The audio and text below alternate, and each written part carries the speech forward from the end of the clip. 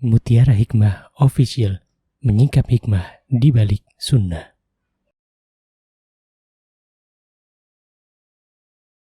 Salurkan donasi terbaik Anda untuk mendukung dakwah Mutiara Hikmah Official.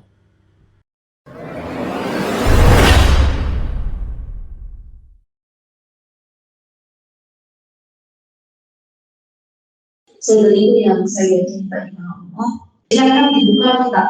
Saya bacakan bersamanya dulu ayatnya yang ke-8 dari pembantal keislaman atau dari nawaqidul Islam adalah mudhaharatul musyrikin wa mu'awanatuhum 'alal muslimin wa dalilu qawluhu ta'ala wa man yatawallahu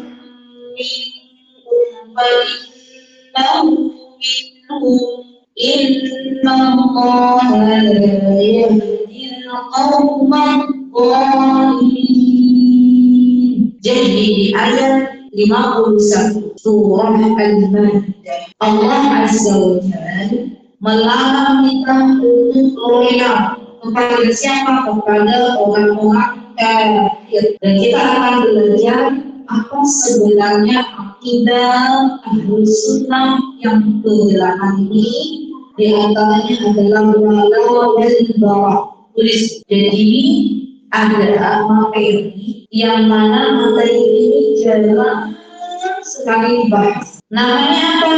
Al-wala wal bara. Al-wala wal bara. Baik. Apa definisi wala? Apa definisi bara? Ibu-ibu yang saya cintai karena Allah, al-wala secara bahasa artinya mencintai, membela, itu namanya wala. Al-wala artinya secara bahasa mencintai dan membela. Dan secara istilahan, apa sih sebenarnya, apa hubungannya mencintai dan membela dalam akidah Ahlussunnah al-wala wal bara? Artinya al-wala mencintai atau memberikan loyalitas, mencintai dan memberikan loyalitas kepada orang-orang beriman, termasuk di dalamnya berkasih sayang. Jadi ini disebut dengan al-wala, mencintai orang-orang beriman, membela orang-orang beriman, kemudian berkasih sayang dengan orang-orang beriman. Ini bentuk akhlak yang mulia. Karena ibu, kita semua yang hadir di sini dan saudara-saudara kita sesama muslim itu sejatinya bersaudara. Jadi saudara kita itu bukan hanya saudara kandung. Ya, kita kan selama ini menganggap bahwa saudara ya yang seibu seayah, yang punya jaminan kekerabatan itu saudara. Padahal semua kita yang hadir di sini di kajian ini semuanya saudara, berasal satu, yaitu dari keturunan anak Bani Adam. Dan kalau dia adalah orang beriman, maka wajib kita bela. Wajib kita bela kalau memang dalam keadaan benar, ya kan? Tapi kita jangan bela orang tersebut yang memang dalam keadaan salah. Ya. Dan kita berkasih sayang kepada saudara-saudara kita yang seiman, karena memang kata Allah Subhanahu wa taala, apa kata Allah? Innamal mu'minuna ikhwah. Coba ibu-ibu buka dalam surah Al-Hujurat ayat 10. Boleh ibu? Yuk dibaca bareng-bareng, ta'awud dulu. A'udzu billahi minasy syaithanir rajim. Bismillahirrahmanirrahim. Innamal mu'minuna ikhwatun fa aslihu baina akhawaykum wattaqullaha la'allakum turhamun. Lihat ibu, apa kata Allah Subhanahu wa taala? Orang-orang yang beriman itu adalah bersaudara. Jadi ibu, teman-teman semuanya di sini adalah saudara saya. Karena kita sama-sama beriman kepada Allah. Kita sama-sama beriman kepada Rasulullah sebagai utusannya Allah Subhanahu wa taala. Ya, untuk apa ibu-ibu semuanya? Wa aslihu baina akhawaykum. Kalau ada sesama saudara orang-orang beriman terjadi sebuah konflik, yang namanya hidup itu kan kadang nggak mulus-mulus ya Bu ya. Beda pendapat, terjadi konflik. Jangankan yang jauh, kadang suami istri saja beda pendapat itu ada, ya nggak Ibu? Cung di sini yang selama berumah tangga nggak pernah beda pendapat sama suami, ada nggak? Ada, malah nggak asik, ya kan? Kadang ada perbedaan pendapat sedikit. Suaminya bilang begini, istrinya bilang begitu, ya kan? Nah, bagaimana cara agar mengembalikan mereka lagi? Wa aslihu baina akhwaikum, maka perbaikilah hubungannya. Maksudnya jalan tengahnya itu seperti apa? Solusinya seperti apa? Jangan mudah ibu-ibu kita ini sebagai orang-orang beriman, jangan terlalu mudah untuk ikut jebakan orang-orang yang biasanya ngompor-ngomporin dengan kejelekan. Ibu-ibu pernah nggak dengar ada seorang fulan misalnya atau fulan kerjaannya itu subhanallah ngomporin orang untuk saling membenci, padahal mereka orang-orang beriman, ada nggak? Ngomporin orang agar berpecah belah, ada nggak? Ada. Maka kita nggak usah ikut-ikutan. Yang ada kita semuanya bersaudara. Kalau kita beda pendapat, maka adanya islah. Kalau dalam agama kita itu namanya islah. Islah itu nanti didatangkan dari dua belah pihak, baik itu suami istri maupun orang-orang yang berkonflik. Kemudian A menjelaskan begini, B menjelaskan begini, diambil jalan tengah. Itu namanya islah. Atau misalnya A dia punya kesalahan dengan tetangganya, B nggak baik-baikan, nggak tegur sapa. Kita sebagai orang beriman apakah membiarkan mereka keduanya nggak bertegur sapa padahal mereka orang beriman, Bu? Tidak. Yang ada kita damaikan keduanya karena mereka orang-orang beriman. Fattaqullaha la'allakum turhamun, dan bertakwalah kepada Allah Subhanahu wa taala. Subhanallah. Semoga la'allakum turhamun, semoga kalian berada dalam kasih sayang Allah Subhanahu wa taala. Baik. Kemudian itu namanya al-wala. Kita itu bersaudara. Dan tentunya ibu-ibu, kita harus tahu kalau orang-orang beriman itu adalah saudara kita, maka hendaklah kita tahu kewajiban kita sebagai orang-orang beriman. Apa kewajiban kita kepada saudara-saudara kita yang beriman? Rasulullah SAW menjelaskan dalam Kitabul Jami', ya ada hadis kedua, itu hakul muslim 'alal muslim sittun. Pernah dengar nggak? Hak sesama muslim itu ada 6. Apa diantaranya itu? 1. Mengucapkan salam. Berarti ibu-ibu kita nih orang beriman, kalau ketemu sesama muslimah jangan diem-dieman. Selagi dia pakai kerudung menonjolkan identitas dirinya, maka kita ucapkan salam. Assalamualaikum Mbak. Walaupun mungkin casing kita berbeda. Ada yang satu mohon maaf pakai kerudungnya rada panjang dikit, ada yang masih setengah, nggak apa-apa. Yang penting dia muslimah. Ada yang satu casingnya pakai gamis, ada yang masih pakai mohon maaf rok atau celana, tidak apa-apa. Yang penting dia muslimah, dan kita menegur dengan ucapan salam. Ya, dan ketahuilah wahai saudariku bahwa salam yang kita ucapkan itu adalah sebuah doa. Assalamualaikum. Ya. Gimana kabarnya Mbak? Assalamualaikum warahmatullahi wabarakatuh. Itu nggak usah kita malu-malu, karena sekarang itu terjadi sebuah keadaan di mana di akhir zaman ini orang nggak mau mengucapkan salam kecuali yang dikenal saja. Oh, saya habis kajian dari Bingko, ngucapin salamnya ke sesama kajian aja, sama jamaah kajian sini. Ya nggak boleh seperti itu. Tetap ketika kita keluar, ada tetangganya buros, misalnya lagi lewat, misal belum ikut kajiannya, kita tegur, Assalamualaikum Ibu. Ya, terus subhanallah kita tanya kabarnya.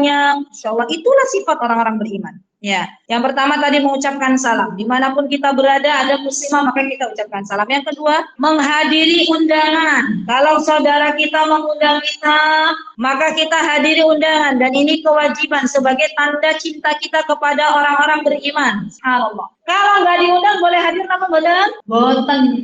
Ya kan? Lah kan nggak diundang. Rapopo, lumayanan, ya. Kalau nggak diundang artinya kita nggak usah datang. Ya. Kalau diundang kita punya udzur, beritahu saudara kita, mohon maaf, bukannya saya tidak bisa atau tidak mau datang di undangan, tapi memang ada udzur syar'i yang mana saya belum bisa datang. Kenapa ibu-ibu kita harus memberitahu orang yang mengundang kita kalau kita nggak bisa datang?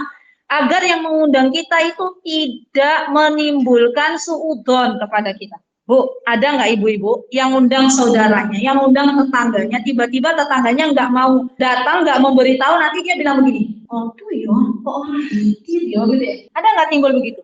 Ada. Nah, maka kita beritahu, mohon maaf, saya ada udzur syar'i ini, qadarullah, misalnya saya harus jenguk ibu saya pas dalam keadaan lagi kurang sehat, katakan itu, ya. Sehingga saudari kita tidak suudzon kepada kita. Ya, Masya Allah. Baik, yang ketiga apa? Memberikan nasihat jika diminta. Ya, ojo kalau nggak diminta, ittaqillah. Gitu ya. Hai suma kunti. Gitu ya. Jadi kadang subhanallah nasihat itu suatu hal yang sangat berharga, Bu. Nasihat itu subhanallah seperti obat bagi orang yang sakit. Ya, kenapa saya katakan demikian? Karena namanya hati kita itu Bu, ada yang sehat, ada yang sakit, ada yang mati. Ibu-ibu kalau jasadnya itu sakit, kira-kira ibu-ibu butuh waktu untuk menyembuhkan penyakitnya nggak? Ya, maka di antara obat bagi penyakit hati adalah nasihat. Bahkan orang zaman dulu kala, Bu, kalau ada yang memberikan nasihat,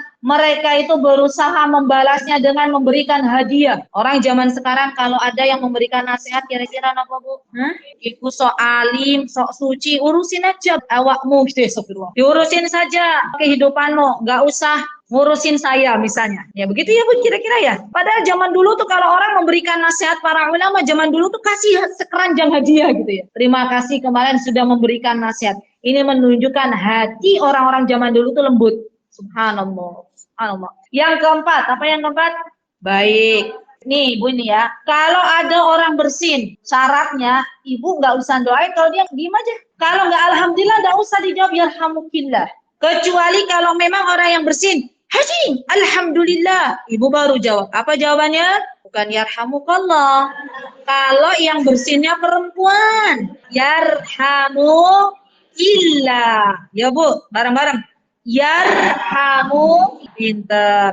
Kalau yang bersinnya dua pas barengan bersinnya, haji.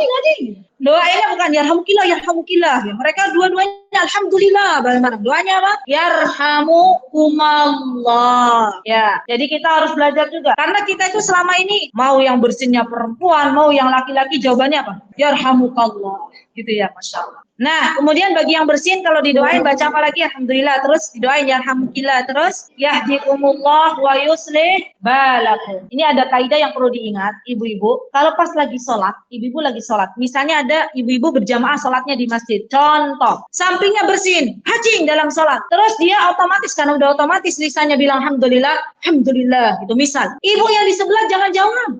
Ya, yarhamukillah. Nanti ya di sebelahnya, yahdikumullah wa yuslih balakum, orang ada di sholat. Ya, sebagian ulama mengatakan tidak perlu dijawab kalau dalam kondisi sholat. Ya, begitu ya ibu-ibu ya. Baik, kemudian yang keberapa tadi? 4. Yang kelima, kalau ada saudari kita yang sakit, maka kita sebagai orang-orang beriman, tanda sayang kita kepada mereka, tanda cinta kita kepada mereka, tanda walaknya kita kepada mereka adalah menjenguknya. Subhanallah. Yang namanya menjenguk orang sakit itu fadilahnya banyak, keutamaannya banyak. Di antaranya didoakan oleh para malaikat. Dan ibu-ibu yang saya cintai karena Allah, yang namanya menjenguk orang sakit itu bukan hanya membawakan sekeranjang buah dan sekuntum bunga gitu ya. Tapi lebih dari itu mendoakan. Jadi ibu-ibu boleh bawa hadiah gitu ya, dan mendoakan, beri motivasi. Ya, semoga Allah Subhanahu wa taala menyembuhkan penyakitnya, semoga Allah menggugurkan dosa-dosanya. Ya syafaqillah la ba'sa tahurun insyaallah. Kalau bisa lagi ibu-ibu izin, boleh nggak saya meruqyah? Ya, itu lebih bagus lagi.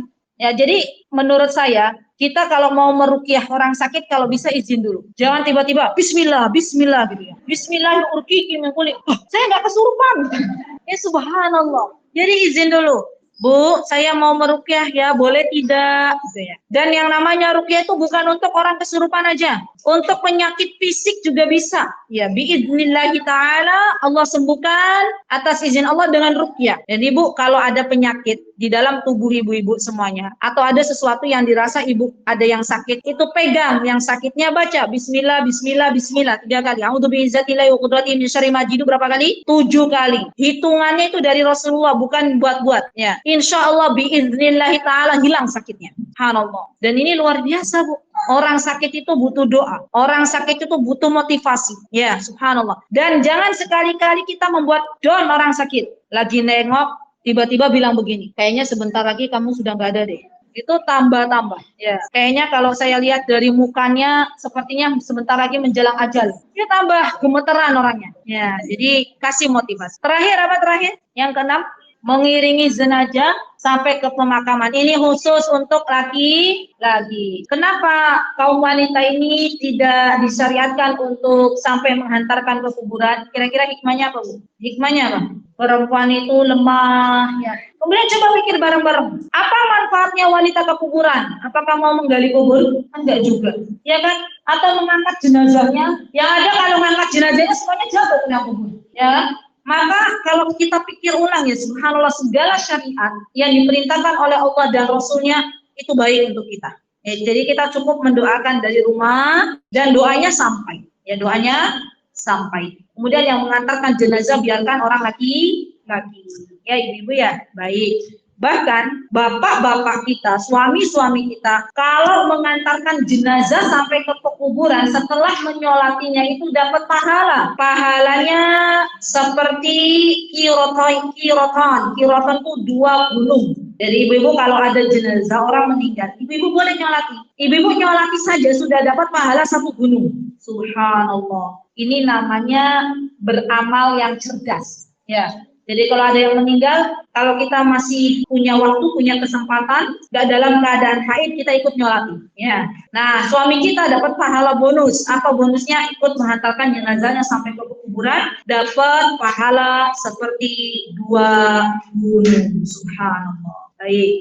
Nah, itu diantara amalan-amalan yang bisa kita lakukan untuk saudari kita sesama muslim sebagai bukti rasa wala kita kepada mereka. Cintanya kita kepada mereka. Baik. Ibu-ibu yang saya cintai karena Allah, kemudian minta tolong dibuka surah Taubah ayat 71. Ya, ta'awud dulu. Wal mu'minuna wal mu'minatu ba'duhum awliya'u ba'd ya'muruna bil ma'rufi wa yanhauna 'anil munkar wa yuqimuna as-salata wa yu'tuna az-zakata wa yuti'una Allah wa rasulahu ulaika sayarhamuhumullah innallaha azizun hakim. Ibu-ibu, lihat apa kata Allah. Apa pesan yang Allah firmankan dalam surah At-Taubah ayat 71, kata Allah, dan orang-orang yang beriman. Berarti Allah ngajak bicara siapa, Bu? Kepada siapa? Orang-orang yang beriman. Al-mu'minun, orang-orang beriman dari kalangan laki-laki. Wal mu'minat, orang-orang beriman dari kalangan perempuan, yaitu kita. Apa kata Allah, pesan apa yang Allah ingin sampaikan kepada kita? Ba'duhum awliya'u ba'd. Sesungguhnya sesama muslimah, ya sesama laki-laki orang-orang beriman, mereka itu menjadi wali itu penolong bagi sebagian yang lain. Itu kalau ada muslimah yang dituduh misalnya berzina, padahal itu hanya tuduhan semata, fitnah, atau muslimah yang membutuhkan pertolongan, maka kita sebagai orang beriman hendaklah ringan tangan. Kalau dimintain tolong, apa yang mesti kita lakukan, Bu? Menolong, ringan tangan. Apalagi nih, dalam urusan tolong menolong ada kaidah yang berlaku. Ta'awanu 'alal birri wat taqwa. Saling tolong menolong dalam kebaikan. Kalau misalnya Bu Ros minta tolong, kumahan ibu-ibu, saya minta tolong, misalnya minta tolong apa ke teman-teman? Oh, isi kardus. Teman-teman, saya minta tolong. Siapa yang bisa isi kardus? Nah, kita sebagai saudaranya Bu Ros, maka kita bilang, saya Bu, insya Allah bisa. Teman-teman siapa yang bisa menjemput? Bisa dijemput saya Bu, insya Allah bisa. Teman-teman siapa yang bisa bersihin tempat kajian? Saya Bu, insya Allah bisa. Masya Allah. Itu bagus sekali. Dan misalnya buruh suatu hari menikahkan putra-putrinya, misal, teman-teman saya minta bantuan ini, baik Bu, insya Allah. Wah itu, orang-orang yang suka menolong Bu, saya tanya deh, orang-orang yang terbiasa ringan tangan, kalau pas nggak ada orangnya, entah itu meninggal dunia atau pindah tempat, kira-kira dirindukan betul? Ya Allah, wingi ya dia ini baik, gitu ya, suka nolong, entengan. Kita kangen semua, ya. Tapi kalau orang-orang yang nggak entengan, nggak suka nolong, meninggal dunia, kira-kira apa? Disyukuri, alhamdulillah. Fulana meninggal dunia. Dari kemarin dia hidup sukanya ngadu domba, gitu ya. Sukanya bikin fitnah, masya Allah. Jadi yuk kita tolong menolong, karena dengan kita tolong menolong dalam kebaikan Allah cinta kita. Apalagi tolong menolongnya dengan orang-orang beriman, itu harus lebih baik lagi. Subhanallah. Dan ibu-ibu yang saya cintai, dalam Islam tidak boleh tolong menolong dalam keburukan, itu nggak boleh.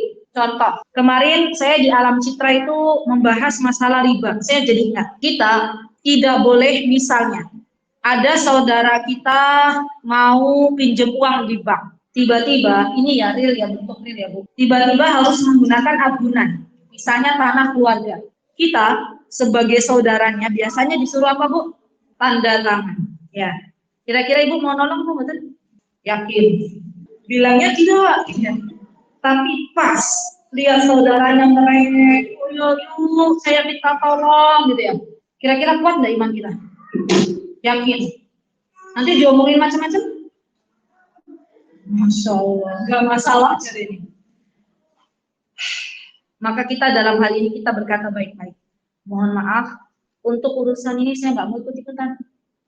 Karena yang namanya riba itu yang nyatetnya ya dosa, yang menyaksikan ya dosa, yang nanda tangan ya dosa, semua kena dosanya.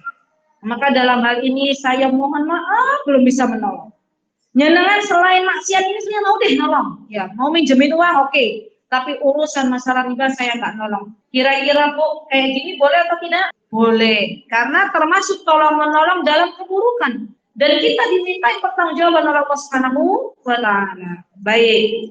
Kemudian setelah kita tahu bahwa orang-orang beriman itu auliya ubad, hendaklah saling tolong menolong di antara mereka, ya'muruna bil ma'ruf wa yanhauna 'anil munkar. Apa yang bisa kita lakukan juga dalam tolong menolong itu saling beramar ma'ruf nahi munkar. Kalau ada saudara kita yang beriman belum mau duduk di majelis ilmu, kita ajak, yuk duduk di taman dari taman surganya Allah, merasakan manisnya duduk di taman surga. Bu, kemarin itu ada sempat beberapa kajian sama seperti Ibu di sini libur, ya sama. Terus ada jamaah WA saya, Ustazah, saya kangen. Kangen apa? Bukan kangen ke saya, bukan. Kangen kajian. Subhanallah. Ini tandanya berarti orang ini Bu, karena sudah kangen duduk di majelis ilmu, Allah sudah memberikan manisnya, lezatnya iman. Masya Allah. Ada nggak ibu yang kangen duduk di majelis ilmu? Apa kangennya sama suaminya? Ada ya, Masya Allah. Baik. Wa yuqimuna shalah. Orang-orang beriman itu dia hendaklah menunaikan ibadah salat. Wa yuti'una Allah wa rasulah, hendaklah mentaati Allah dan Rasulnya. Sayarhamuhumullah, maka Allah akan berikan rahmat baginya. Ibu, cara agar kita disayang oleh Allah. Apa caranya tadi? Beramar ma'ruf nahi munkar, menunaikan salat, membayar zakat, saling tolong menolong, mentaati Allah dan Rasulnya. Ada 5. Ya. Dari surah At-Taubah ini ada 5 bagian di mana kita akan ditolong oleh Allah, diberikan kasih sayang oleh Allah. 1, saling tolong menolong. Ya. Saling tolong menolong termasuk diantaranya yang kedua beramar ma'ruf nahi munkar. Termasuk juga yang ketiga menjalankan ibadah sholat. Terutama ibu-ibu sholat 5 waktu dijaga. Ya, ibu-ibu ini subhanallah simpel mau masuk surga. Sholat 5 waktu dijaga aja. Ya, syukur-syukur ibadah sunnahnya dilakukan, rawatibnya dilakukan.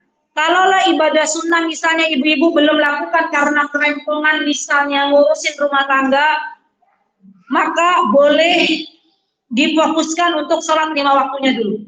Karena kalau dia sholat 5 waktu, puasa di bulan Ramadan, mentaati suaminya, menjaga dirinya dari perbuatan zina, nanti kelak di akhirat Allah masukkan ke dalam surga dan pilih dari pintu manapun yang dia inginkan untuk masuk surga. Subhanallah. Kemudian yang keberapa? Yang ketiga adalah membayar zakat. Yang keempat, mohon maaf, yang keempat membayar zakat. Maksudnya di sini adalah zakat fitrah dan zakat mal kalau memang ada. Dan kalau memang sudah mencapai nisab dan haul. Yang terakhir adalah mentaati Allah dan Rasulnya. Maka ini cara agar Allah berikan kasih sayang kepada kita semuanya. Sudah Bu? Alhamdulillah. Ini nanti PR di rumah, ibu-ibu tidak usah dibahas di sini. PR di rumah tolong dibuka. Ya, nanti habis kajian PR-nya tolong dibuka lagi. Tadi surat apa berarti yang ibu-ibu sudah tahu? Surat Al-Hujurat ayat 10 sudah ya. Surat At-Taubah ayat 71. Terus surat At-Taubah ayat 73. Nanti ditadaburi. Berarti ini ada waktu 2 pekan kira-kira. PR. Surat At-Taubah ayat 73. Sampun. 71, 73, kemudian Al-Maidah ayat 51, Al-Mujadilah ayat 22, Al-Mumtahanah ayat 1. Nanti Ibu buka. Al-Mumtahanah ini ternyata juz berapa ya? Nanti dibuka. Surat keberapa? Surat ke-60. Al-Mumtahanah ayat 1, Al-Mumtahanah ayat 4. Sampun. Ayatnya ini. Nih, saya ulangi lagi Al-Hujurat ayat 10 kan tadi sudah. Ya kan, Bu? At-Taubah ayat 71 sudah, berarti ibu PR-nya At-Taubah ayat 73, Al-Mujadilah ayat 22, Al-Mumtahanah ayat 1 dan 4, dan Al-Maidah ayat 51. Sampun? Apa yang ibu-ibu nanti kerjakan? Dibuka tafsirnya, dibuka terjemahannya, dilihat apa yang Allah sampaikan kepada kita. Sampun? Baik. Tadi kita sudah membahas masalah al-wala. Sekarang kita membahas tentang al-bara. Bara itu, Bu, artinya adalah melepaskan diri. Bara itu melepaskan diri. Atau menjauhkan diri kita. Barra itu berlepas diri atau menjauhkan diri kita secara bahasa. Itu barra. Jadi ibu sudah tahu al-wala wal bara. Al-wala tadi apa? Cinta, mendekat. Kalau bara itu menjauhkan diri kita, kemudian berlepas diri. Dan secara istilahan, al-barra berarti tidak memberikan loyalitas kepada musuh-musuh Allah. Tidak memberikan loyalitas. Kita tidak membela kepada siapa? Kepada musuh-musuhnya Allah, Zat yang Maha menciptakan kita. Kita tidak memberikan loyalitas kepada musuh-musuh Allah. Musuh-musuh Allah itu siapa ibu-ibu di sini? Musuhnya Allah itu orang-orang yang tidak beriman kepada Allah. Yaitu musuhnya Allah. Ya, orang-orang yang tidak mau beriman kepada Allah di dunia ini itu adalah musuh-musuhnya Allah. Maka kita tidak boleh memberikan loyalitas kepada mereka, terutama dalam bab keyakinan. Contoh ya Bu, misal, ini mohon maaf kalau ada yang kurang berkenan, tapi saestu saya sampaikan ini untuk menyelamatkan akidah kita. Dan ini pasti akan ada setiap tahun bergulir. Ya, contoh misalnya kita dilarang untuk mengucapkan mohon maaf selamat Natal kepada orang-orang yang berseberangan keyakinan dengan kita pada tanggal 25 Desember. Ya, bukan berarti kita intoleran. Tahu ya Bu ya? Karena sekarang itu ya orang-orang yang berseberangan keyakinan dengan kita, mereka beralasan kalau kita nggak mengucapkan selamat Natal kepada mereka, maka disebut intoleran. Jadi toleransi yang benar itu, ibu-ibu, adalah membiarkan mereka, ya ibu-ibu ya, dengan apa yang mereka yakini dan membiarkan juga diri kita dengan apa yang kita yakini. Lakum dinukum waliyadin. Dan minuman kalau dicampur aduk teh, kopi, semuanya dicampur aduk kira-kira enak kamu boten enak. Ya. Jadi ini loh ibu-ibu. Dan disampaikan kepada putra-putrinya. Tolong disampaikan. Disampaikan kepada putri-putrinya, nak, bukannya ibu ya tidak membiarkan kamu untuk bergaul, tapi harus ada batasannya ketika harus bergaul dengan orang-orang yang tidak beriman kepada Allah dan Rasulnya. Coba saya mau tanya, kenapa Bu kita tuh nggak boleh mengucapkan selamat Natal? Karena Bu, ikut membenarkan keyakinan mereka bahwa Nabi Isa adalah bukan utusan Allah tapi anaknya Allah. Yang kedua, ini loh yang kita pelajari hari ini. Dalam rangka mempraktekkan wala dan baro kita, ya kan? Dalam rangka mempraktekkan al-wala wal baro. Ibu kan sudah belajar tadi. Kita berlepas diri dari keyakinan mereka. Maksudnya kita nggak ikut-ikutan. Ya. Dan ini penting bagi kita. Baik, sudah Bu?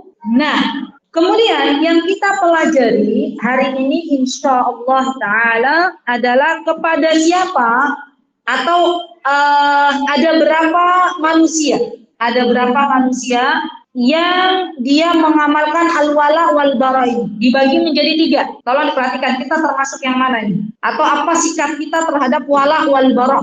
Ya, sikap kita terhadap wala wal bara itu seperti apa prakteknya. Yang pertama Bu, dalam praktek wala wal baro dalam keseharian kita itu adalah mencintai orang-orang beriman, baik dari kalangan Nabi maupun para sahabat, tabi'in ataupun tabi'ut tabi'in, para ulama dan orang-orang saleh. Jadi kita memberikan cinta kita kepada Rasulullah, cinta kita kepada Allah bahkan melebihi cinta kita kepada anak-anak kita. Ya, cinta kepada Allah didahulukan ya Bu. Nanti setelah cinta kepada Allah, cinta kepada siapa? Rasulullah. Dan ini sebagai walaknya kita. Ya, sebagai pembelaan kita mencintai Allah dan Rasulnya. Kemudian kita mencintai siapa lagi? Mencintai para sahabat. Ridwanullahi alaihim. Gak boleh kita membenci mereka. Keadaan para sahabat itu semuanya udul. Semuanya baik. Tidak boleh kita mencela salah satu sahabat, nggak boleh. Ya, kenapa? Karena mereka adalah orang-orang yang dekat dengan Rasulullah SAW, beriman dengan Rasulullah dan meninggal dalam keadaan beriman. Terus kita mencintai orang-orang saleh. Ya, mencintai orang-orang saleh yang kita tahu subhanallah kehidupannya dipenuhi dengan ketaatan kepada Allah dan Rasulnya. Ini yang pertama. Yang kedua, ya, apa yang mesti kita lakukan dalam kehidupan kita dalam mempraktekkan al-wala wal bara? Yang kedua adalah tidak diperbolehkannya secara mutlak, ya, tidak diperbolehkannya secara mutlak kita berikan rasa cinta kita kepada orang-orang yang tidak beriman kepada Allah, atau kita berikan rasa cinta kita kepada orang-orang kafir. Ibu-ibu, jangan pernah berpikir berarti kalau kayak gitu kita menang sendiri. Misalnya ibu-ibu ya, kok kita hanya mencintai orang beriman tapi nggak mencintai orang-orang kafir? Bu, yang memerintahkan ini tuh bukan kita, tapi siapa yang memerintahkan ini? Allah. Dan Allah Maha tahu apa yang ada di dalam hati mereka. Ya, subhanallah. Apa kata Allah Subhanahu wa taala? Walan tarda, kata Allah Subhanahu wa taala dalam surah Al-Baqarah, sesungguhnya mereka itu tidak ridho. Siapa yang tidak ridho? Al-Yahud wan Nasara. Orang-orang Yahudi dan orang-orang Nasara tidak ridho kepada orang-orang beriman sampai orang-orang beriman mengikuti agama mereka. Berarti Bu, kita percaya ke mereka atau percaya kepada Allah? Percaya kepada Allah. Mereka saja tidak mau mencintai kita. Buat apa kita mencintai mereka? Ya kan? Mereka saja nggak ridho kepada kita. Bagaimana kita ridho kepada mereka? Ya ini loh, kalau secara akal pun kita bisa melihat bahwa mereka itu sakjane tidak mencintai orang-orang beriman secara tulus. Maka kita pun tidak usah mencintai mereka. Yang ketiga adalah kita terkadang mencintai dan terkadang membenci. Tapi cinta kita dan benci kita itu karena Allah. Yang ketiga adalah terkadang kita mencintai dan terkadang kita membenci. Tapi cinta dan bencinya itu karena Allah. Contoh misal, ada saudari kita yang beriman. Ia suatu hari melakukan maksiat. Misalnya, mengerjakan apa misalnya Bu? Mengerjakan judi misalnya. Contoh, maka kita membenci saudara kita ya yang beriman itu bukan karena dianya, tapi karena dia telah melakukan maksiat. Bencinya itu karena Allah, maka ini diperbolehkan. Atau misalnya kita melihat saudara kita salat di masjid, ya. Kemudian kita katakan saya mencintai dia karena Allah. Jadi benci dan cintanya karena Allah. Kadang kita mencintai dia kalau dia berbuat ketaatan, kadang kita membenci dia karena dia membuat maksiat. Ya, dan ini diberikan kepada orang-orang yang kadang bermaksiat, kadang taat kepada Allah dan Rasulnya. Gitu ya Bu ya. Jadi kepada para nabi yang sudah mendahului kita, maka sikap kita adalah mencintai mereka. Para sahabat ridwanullahi alaihim yang telah mendahului kita, maka kita tidak ada peluang untuk bermaksiat atau membenci mereka. Yang ada adalah kita mencintai mereka. Baik. Kemudian yang perlu kita belajar hari ini adalah bentuk-bentuk loyalitas yang membuat akhirnya kita keluar dari agama ini. Apa itu bentuknya? Ini penting juga kita pelajari. Yes, yang pertama, ini ujian ya bagi saudara-saudara kita yang tinggal di negeri kafir. Apa ujiannya? Banyak ujiannya. Ya, kita di Indonesia itu bersyukur. Kenapa Bu? Karena kita tinggal di negeri Muslim, ya, di mana makanan halal banyak, saudara-saudara kita sesama Muslim banyak, ya kan? Kalau orang tinggal di negeri kafir Bu, kira-kira ada kesulitan dalam beribadah apa betul? Terutama para suami kita ada. Di antaranya apa? Masjid yang sangat jauh. Subhanallah, pernah pada suatu hari ada jamaah Zoom kami itu yang tinggal di Denver, Amerika Serikat. Datang ke tempat kami ke Joglo 1. Ibu mau ke Pinara. Ya, kalau pas lewat Jalan Wonosari, ibu-ibu boleh mampir ke gubuk saya. Ya. Jadi itu jamaah dari Denver, Amerika Serikat pas ke Indonesia mampir ke tempat kami. Kemudian ada juga jamaah dari Yokohama, dari Jepang itu juga mampir. Kemudian satu lagi yang dari luar negeri itu yang mereka tinggal di negeri kafir dari Jerman. Ya, dari Jerman. Itu pas ke Indonesia mampir juga. Jadi kenal di Zoom, pernah mengadakan kajian, saya mengisi kajian mereka, kemudian mereka pas di Indonesia Allah izinkan untuk mampir. Dari cerita mereka itu bilang subhanallah di Indonesia itu nikmat ya Ustazah. Masjidnya dekat, ya makanan halal banyak, ya, Masya Allah. Kita yang tinggal di negeri kafir itu subhanallah banyak ujiannya. Di mana-mana kita lihat maksiat katanya ya. Ya kan? Kan kalau di Indonesia masih mending lah. Lihat perempuannya sudah pada pakai kerudung ya Bu ya, nggak pada pakai you can see, ya kan? Apalagi pakai mohon maaf daleman gitu kan? Nah kalau di luar kan, subhanallah gitu ya. Yang harusnya daleman tuh pakai dalam rumah dia tidak malu-malu lagi apa? Di luar rumah. Jadi para laki-laki muslim ini kalau di sana itu banyak istighfar. Ya, astagfirullahaladzim. Ya. Lihat lagi astagfirullahaladzim. Ya. Lah kepiye? Mau nundukin pandangan lagi nyetir, ya kan? Di depan ada lewat iklan. Nah, kan? Nah, terus kepiye? Ya udah bilang astagfirullahaladzim. Ya, subhanallah. Jadi kita ini mending hidup di Indonesia. Nah, orang-orang yang tinggal di sana, Bu, kalau sampai mereka ridho dengan kekafiran orang-orang yang tidak beriman, maka itu sudah membatalkan Islam. Maksudnya gimana? Jadi mereka membiarkan orang-orang kafir itu tidak beriman kepada Allah. Apa yang mesti dilakukan di antara tugas kalau teman-teman semuanya berada di negeri kafir dan menetap tinggal di sana, di antara tugasnya adalah berdakwah, ya, mengajak mereka untuk beriman kepada Allah dan Rasul-Nya. Dan yang namanya berdakwah itu butuh ilmu. Nih Bu, dalam Islam tuh nggak boleh berdakwah dengan kekerasan. Apalagi dakwanya sambil ngebom sana, ngebom sini tuh nggak boleh. Sama sekali. Kita ada aturan yang jelas, ya Ibu-Ibu ya. Berdakwah dengan baik, dengan hikmah. Diajak kita mencerminkan kita itu adalah sosok ya yang meneladani Rasulullah. Akhlak kita baik. Boleh nggak kita ngasih makan kepada orang kafir? Ibu-ibu, tolong dijawab. Boleh nggak kita ngasih makan kepada orang kafir? Boleh. Boleh nggak kita ngasih oleh-oleh kepada orang kafir? Boleh. Tunjukkan akhlak itu.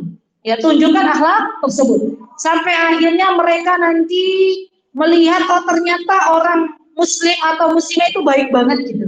Dari situ mereka tertarik dengan Islam. Itu cara berdakwah kita. Jadi nggak boleh kita tinggal di negeri kafir, ridho dengan kekafiran mereka. Kita benar-benar katakan, ya Allah, ini tuh sebuah kemaksiatan, dosa besar gitu ya. Dan saya meminta kepada Engkau dimudahkan untuk berdakwah. Subhanallah. Baik. Yang kedua, ibu-ibu, di antara yang bisa kita lakukan adalah menyerupai orang kafir secara totalitas. Ini ibu. Menyerupai orang kafir secara totalitas. Ini biasanya anak-anak zaman now. Nih, ibu-ibu. Siapa yang punya anak yang usianya belasan tahun? Saya karena punya, jadi saya nggak cung. Baik. Mohon maaf ya Bu, terus terang. Nih, ibu-ibu pernah nggak ngajarin ke anak-anaknya? Dek, nah, orang usah melu-melu artis Korea. Orang usah melu-melu rambutmu gaya Korea, gitu ya. Pakaiannya gaya Korea, jalannya malah melambai gitu ya. Itu orang usah melu-melu. Gak boleh kita ikut-ikutan dengan pakaian yang mereka kenakan, dengan rambut yang mereka jadikan sebagai bentuk rambutnya, bajunya, sikapnya, itu nggak boleh. Ya. Dan ini subhanallah tanggung jawab kita di hadapan Allah. Kalau sampai membiarkan anak-anak kita ternyata meneladani artis-artis Korea dan mereka tidak meneladani Rasulullah SAW, mesti akan ditanya oleh Allah. Jadi kalau anak kita bermaksiat, nyenengin yang namanya K-pop, besok itu yang ditanya bukan anak kita dulu sebagai orang tua. Pernah nggak kita mengarahkan mereka untuk tidak menggandrungi orang-orang yang menjadi idolanya mereka? Ibu-ibu zaman sekarang ada nggak kamarnya anak-anak yang belasan tahun tuh dindingnya bukan penuh dengan cat tapi dengan foto-foto artis-artis Korea, ada nggak? Banyak. Maka kita katakan kepada anak-anak kita, nah itu tuh mereka tuh orang-orang kafir, gak beriman kepada Allah. Apa yang kita suka mereka? Subhanallah, fitnah di zaman kita sekarang ini ada banyak anak-anak itu dibuat akhirnya suka dengan drakor, ya enggak? Atau mama juga ada yang suka dengan drakor? Banyak. Subhanallah. Itu ujian Bu, ujian. Ya, ujian. Kadang drakornya ya di dalam drama Koreanya netesin air mata, kita ikut netesin. Suaminya nggak dikasih makan. Bu, ini lapar. Sabar, sinetronnya belum habis. Dramanya belum habis. Padahal yang namanya drama Korea itu ya namanya juga sinetron. Itu kan nggak benar. Ya, maksudnya nggak benar nyata. Jadi bagi siapa yang kemarin masih antusias untuk drakoran, wallahi tidak ada jalan keluar untuk kita kecuali meminta ampun kepada Allah. Bu, saya mau kasih tahu. Nih, saya kasih tahu sekarang. Kalau perhatikan baik-baik, yang paling kita takutkan, monggo saya nggak memaksa ibu-ibu bertaubat, itu adalah hidayah dari Allah. Tapi tolong dengarkan, yang paling kita takutkan, pas lagi nonton drama Korea, ya pas lagi nonton dramanya belum habis, malaikat maut datang. Itu kira-kira kita mau bilang apa? Malaikat maut tolong, setengah jam lagi kasih waktu saya untuk bertaubat. Ya kan tidak mungkin. Ya, akhirnya meninggal bukan menyebut la ilaha illallah tapi nyebut-nyebut artis Korea. Karena yang menjadi teladan di dalam hatinya siapa? Artis Korea. Ya demi Allah, itu takut yang sangat mengerikan tuh, meninggal dalam keadaan su'ul khatim. Dan kita akan diwafatkan dalam keadaan kebiasaan kita. Ya, kalau suka nonton drakor maka Allah akan wafatkan demikian. Na'udzubillah summa na'udzubillah. Baik, kemudian satu lagi ya ibu-ibu. Ini hati-hati. Tidak diperbolehkan kita memakai aksesoris yang memang khusus dipakai oleh mereka. Contoh misalnya, orang-orang Nasrani, mereka kebiasaannya pakai apa Bu? Salib. Maka kita orang-orang beriman gak usah ikut-ikutan pakai salib. Kenapa? Karena itu sudah aksesoris mereka gitu. Dan orang-orang akan langsung bisa menebak gitu ya. Kalau orang pakai salib dan itu anting ataupun kalung ataupun gelang gitu kan ada ya. Maka kita akan bisa memastikan dia bukan orang Islam, itu enggak? Ya kan? Jadi jangan sampai ikut-ikutan menggunakan aksesoris mereka karena ini bisa mengeluarkan dari Islam. Ya, dan ini harus ingat, mengeluarkan dari Islam tidak boleh terburu-buru. Ibu-ibu, kita sudah belajar ya, tidak boleh bermudah-mudahan mengkufurkan saudari kita, kamu kafir, nggak boleh. Lihat saudari kita pakai salib, kita bilang kamu kafir, itu nggak boleh. Sampai ilmunya nyata, betul nggak, dia tahu nggak kalau memakai itu tuh nggak boleh, gitu kan? Jangan sampai dia mungkin cuma ikut-ikutan, tapi nggak tahu ilmunya. Jadi pastikan dulu dia tahu ilmunya. Ya, ibu-ibu ya, baik. Setelah kita mengetahui apa yang boleh dan apa yang tidak boleh, ibu-ibu satu lagi, insya Allah, maka di zaman yang penuh dengan fitnah ini, subhanallah, yang harus kita lakukan banyak berdoa. Nah, ini terakhir. Banyak berdoa agar Allah kuatkan keimanan kita dalam sikap al-wala wal bara, dan jadikan diri kita untuk mencintai orang-orang beriman serta membenci kemunafikan, membenci kekufuran, membenci kenifakan karena Allah Subhanahu wa taala. Saya sudah ajarkan doanya. Yo, doanya apa? Ibu. Nih, saya bacakan, ibu-ibu insya Allah nyambung. Kalau yang pernah amalkan doa ini insya Allah masih hafal. Doanya ini. Allahumma habib ilaina al-iman wa zayyinhu fi qulubina wa karrih ilaina al-kufra wal fusuqa wal isyan waj'alna minal rasyidin. Allahumma habib ilaina al-iman wa zayyinhu fi qulubina wa karrih ilaina al-kufra wal fusuqa wal isyan waj'alna minar rasyidin.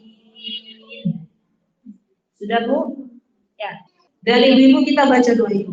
Jadi kita memohon kepada Allah agar diberikan rasa cinta kepada keimanan, yang itu keimanan tersebut menghiasi hati kita, dan kita minta kepada Allah agar kita membenci yang namanya kekufuran, kefasikan, dan kemaksiatan. Baik ibu-ibu yang saya cintai karena Allah, insya Allah sampai di sini kajian kita.